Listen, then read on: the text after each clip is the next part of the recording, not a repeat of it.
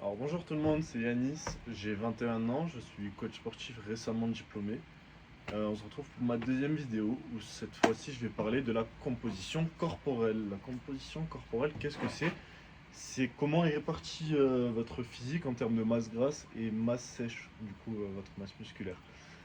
Ça influe beaucoup les performances, la récupération surtout si vous ne le savez pas. Par exemple, si vous êtes comme moi, grand et un peu lourd quand même si je suis pas très très gras non plus, mais je suis gras, attention. Ça influe beaucoup votre récupération, puisque vous doutez bien qu'une personne d'1m70 comparée à une personne d'1m90, elles n'ont pas le même poids de 1, et du coup elles ont pas... Quand tu fais du street lifting ou du poids du corps, du coup vous soulevez pas la même charge. Donc vous pouvez pas manger le même volume, vu que vous êtes plus lourd tout simplement. Donc ça fait un tonnage beaucoup plus élevé qui va faire que vous récupérez beaucoup plus lentement et que vous tombez plus facilement dans comment on appelle ça déjà dans le surentraînement tout simplement. Vous n'arrivez plus à récupérer puisque vous infligez trop de stress à votre corps comparé à une personne plus petite si vous faites le même volume tout simplement. J'espère que vous avez compris. Du coup, ça c'était les désavantages. Les avantages, du coup, c'est que si vous êtes plus sec et vous avez plus de masse musculaire, tout simplement, vous avez une meilleure composition corporelle.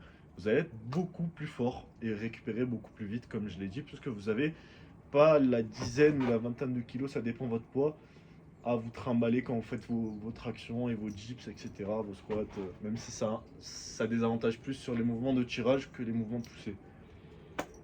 Du coup, il va falloir que vous sortez du schéma classique de prise de masse sèche, puisque c'est un peu ce schéma qui vous met dans ce bourbier. Enfin, personnellement, moi, ça a été le cas, puisque je suis tombé dans le truc de prise de masse bulk, entre guillemets, où quand tu veux construire de la masse, tu dois manger comme un fou à 500, 600, enfin 500 à 1000 calories de plus.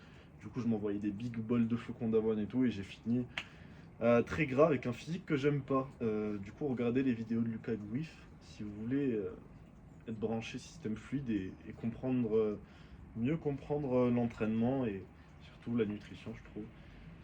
Et voilà, j'espère que vous avez tout. En tout cas, j'espère que ça va vous motiver à perdre votre gras en plus, puisque tout simplement, c'est ce qui vous fait peut-être progresser très lentement, comparé aux personnes plus légères.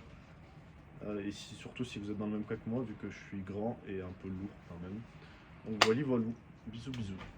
Ciao.